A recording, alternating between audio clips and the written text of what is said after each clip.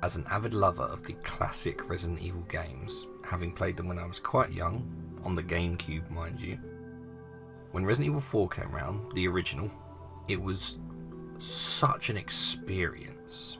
The shift from the tank controls and the more atmospheric gameplay to action, it changed the series forever.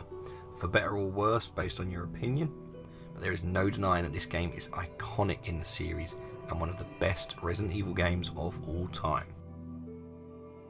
Not only was it a shift in gameplay and controls, it was a shift in its locale and overall aesthetic of the game. From the urban areas of Raccoon City, we're now in a remote Spanish village of Valdelobos.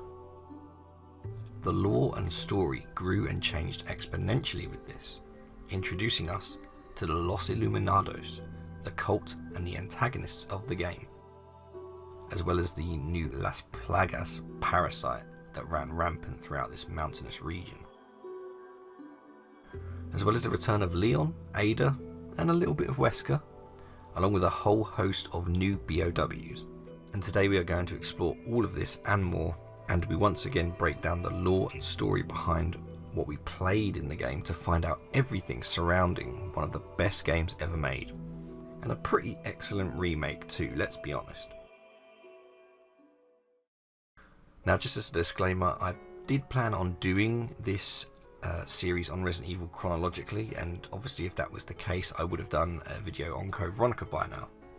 Obviously I have not. Resident Evil 4 Remake came out, it made sense to talk about it this year with the remake dropping. It just makes sense. But don't worry guys, Code Veronica will be coming next. But first, this is about Resident Evil 4. Let's dive into the protagonist, one of our favourite characters in the Resident Evil franchise, Leon S. Kennedy.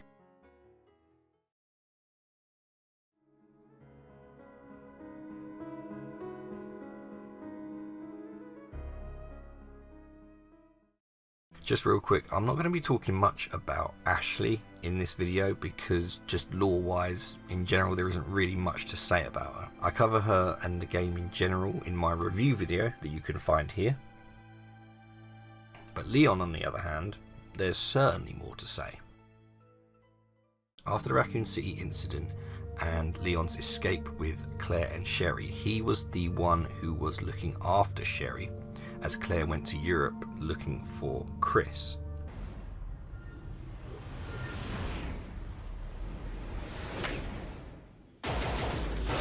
Leon and Sherry were both captured by the US military, with Sherry being taken away and Leon essentially being blackmailed into becoming a government agent who would go on to deal with further bioweapon incidents, as he has now had the significant experience dealing with the Raccoon City incident. Leon accepted the agent role in the hopes that Sherry would be safe from experimentation, and this led Leon down the path of government agent training and turning him into the all-action hero that we see in Resident Evil 4. Now 4 years later, he would partner Jack Krauser in Operation Javier in South America. The two would fight their way through a biohazard outbreak and destroy Javier Hidalgo, the drug lord who assimilated with a T. Veronica virus infected plant. Yes, the same virus from Code Veronica in Rockfort Island, where Claire and Chris had previously been.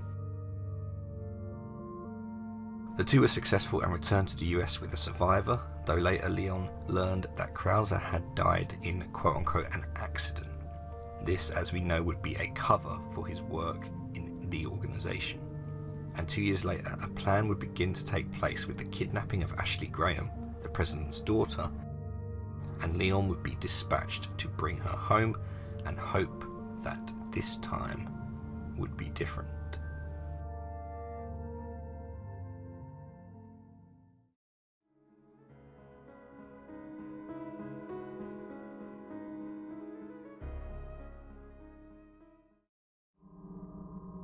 The Los Illuminados, or the Enlightened Ones as it's translated, are a religious group native to the Valdelobos area where the game takes place. Whilst drawing heavily from Roman Catholicism, their core values is in the Las Plagas Parasite, and that this thing is a holy creature created through divine intervention. It is said that faith in the Plaga has been practiced for potentially 1,000 years prior to the events of Resident Evil 4, And what I found the most interesting in my playthrough was the relationship between the Salazar family and that of the Sadler lineage. It almost seems as though there was an all-out war for control of the region. Firstly from Gregorio Salazar, the first Count of Valdelobos, who had sought to restore Catholicism in the region, to Adam and Hester Sadler, who grew the Los Illuminados as a heretical Christian sect before it was destroyed by Salazar. Of course, it would be later revived under Osman Sadler in the early 90s to the Los Illuminados that we know of today. And now the control of the region was important, as beneath the castle of the Salazar royal family was where the Las Plagas lay, and it was the Salazars that sought to prevent anyone using it or a re-emergence of the cult, and because of this they constructed the castle. Osman Sadler, a descendant of a banished Ganado by the Salazars, devised a plan to reach and open the door keeping the Plaga sealed. He would act as a healer and offer his treatment for an ill and weak Ramon Salazar. This led to Salazar idolizing Sadler and granting him access to the caverns beneath the castle, and of course the key to the revival of Las Plagas and the Los Illuminados. In later years, Sadler would enact his plan to seize control of influential figures in the US, such as the President, through implanting the dominant Plaga Parasite into the President's daughter Ashley Graham.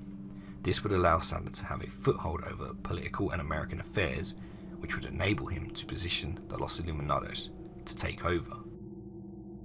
Now let's dissect the Plaga Parasite and its rather peculiar but powerful abilities.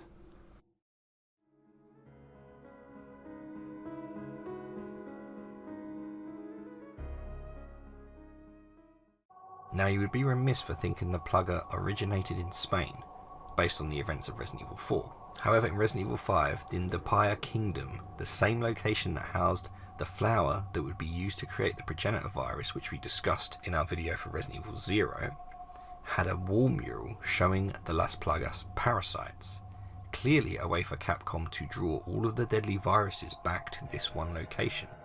The Las Plagas Parasite is technically an arthropod, so think insects, spiders, crustaceans. They attach themselves to the host and are able to control their actions, usually leading to aggression.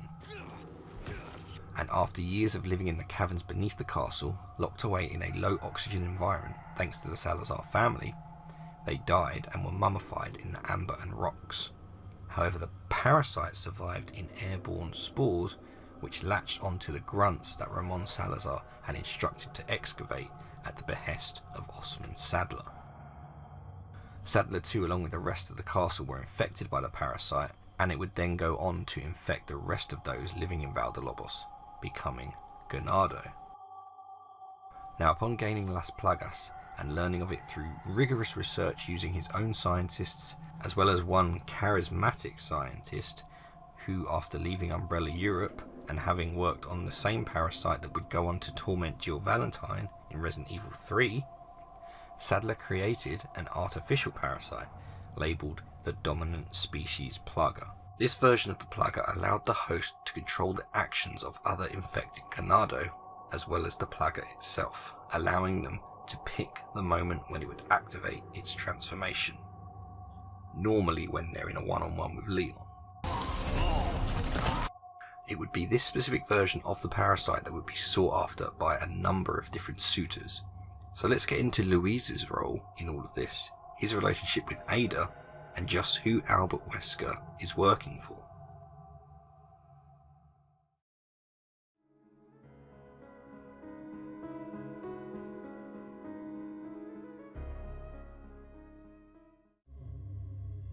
There is a large cast of colourful characters introduced in Resident Evil 4, and whilst I would love to go into detail exploring the origins of our favourite merchant, sorry Duke, not you. Thank you for your patronage!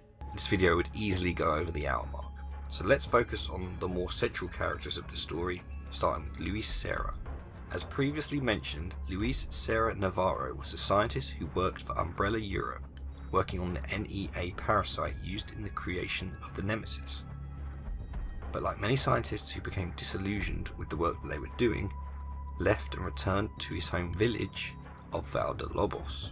It was here that he was found by Osman Sadler who was in the process of taking control of the village at the time. Masking his true intentions from Sarah, he got him to work and research on the Las Plagas and discover its weaknesses, as well as its various mutations, which led to the creations of a number of familiar creatures we encounter in the game. It was at this point that once again Luis became disillusioned with what he was doing and discovered Sadler's true intentions to create a dominant Plaga parasite for his own nefarious agenda. Luis emailed an old friend for help in getting away. In an unfortunate set of circumstances, however, Ada Wong would intercept the email and offer Luis a deal to escape if he can provide a sample of the dominant Plaga for her and her superiors. Now, Ada was at the time working for the organisation, the same company as Wesker, though she would discover his communications with the company Tricell and that he was in fact working against the organisation. In any case, it would be Wesker that, prior to sending Ada into Valdelobos, would send in Major Jack Krauser first, another agent of the organisation, and also was a soldier alongside Leon during Operation Javier 2 years prior. Ada was sent in due to Wesker losing contact with Krauser and not receiving an update on the retrieval of the dominant Plaga parasite. This was because, as we know, Krauser became enamoured with the potential of the dominant Plaga parasite given to him by Sadler after successfully kidnapping Ashley Graham. Krauser wanted to feel the power of the dominant Plaga himself, and so rather than returning it to his original employers, he allowed it to enter his body, gaining a number of abilities as well as the very cool looking blade arm. But back to the woman in red. Ada would regularly run into Leon while searching for Luis, and whilst trying to do her best to avoid him, it soon became apparent that she would have to reveal herself to him. Wesker actually ordered Ada to kill Leon, as he was complicating matters just by being there. However, as we know, Ada has a soft spot for Leon, and for the most part I like to think that that's why she chose to disregard those orders, though I'm sure she would never admit that herself. You know I don't work in town. She may have been too late in keeping her part of the deal of getting Luis out alive. Ada in the end would take the dominant Plaga parasite sample from the hands of Leon himself. However, something in her knew that handing over that sample to Wesker was a bad idea, and so she sneakily gave him a recessive version of the Plaga instead of the dominant one. Though of course that wouldn't stop Wesker, and after Krauser's death at the hands of Leon and the explosion of the island, Wesker returned and managed to retrieve a sample to clone from the dead body of the mutated Jack Krauser. Wesker would go on to work on the Ouroboros project using some of the research gathered from the dominant Plaga parasite. Now let's delve into the lore and backstory of some of the most interesting B.O.Ws of the entire Resident Evil franchise.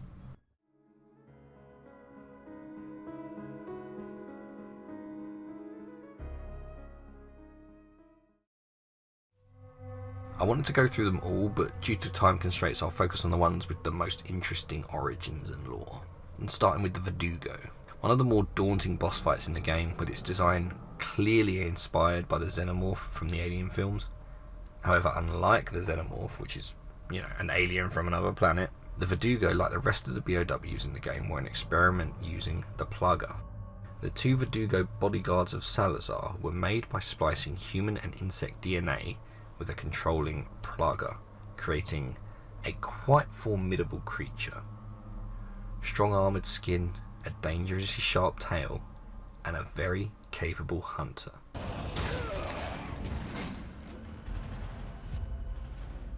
The novice starters were another experiment using a number of insect DNAs coupled with that of a human, and this created this creepy fly-like creature who were adept at stealth camouflage and swarming on unsuspecting prey.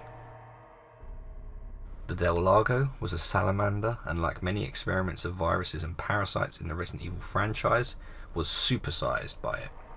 At this point the Granados could no longer control it, and they transported it to the lake where it feeds on dead corpses given to it by the locals.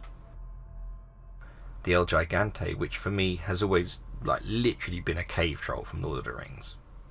Surely that's just what it is, right? This was the result of mutations from Plaga experimentation on human victims. Like the Del Lago, due to its growth in size, and aggressive tendencies, the Ganados kept the few that were created in the village and the castle. Finally, let's discuss the Regeneradors, or Regenerators. Arguably the toughest, scariest, and just creepiest looking enemies of both the original and the remake, I should say. The Regenerators have a superior metabolism that allows them to regenerate their body, making them very, very difficult to kill. They were created, as you suspect, by implanting a number of Plaga parasites onto the body, mutating rapidly into the hulking, raspy breathing, skulking monster of the island, of which a number were put into hibernation chambers. However, the research on Plaga-based bioweapons would not stop there, with an evolution on the original Regenerator, of which the new iteration was dubbed an Iron Maiden. Aptly named after the torture device in which a person is enclosed in sharp spikes. These tougher Regenerators can manipulate the needles attached to their body and extend and release them at will. Let's just be glad they were all destroyed in the explosions of the island at the end of the game, and we shouldn't see them again. Hopefully ever.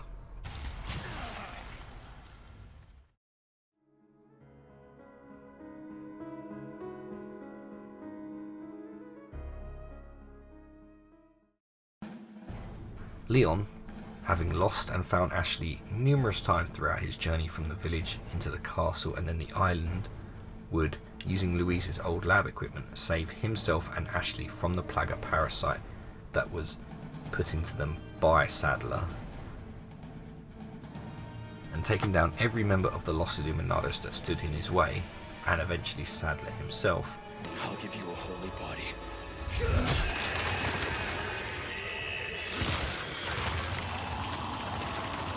But after the explosions of the island, what happened to the Los Illuminados?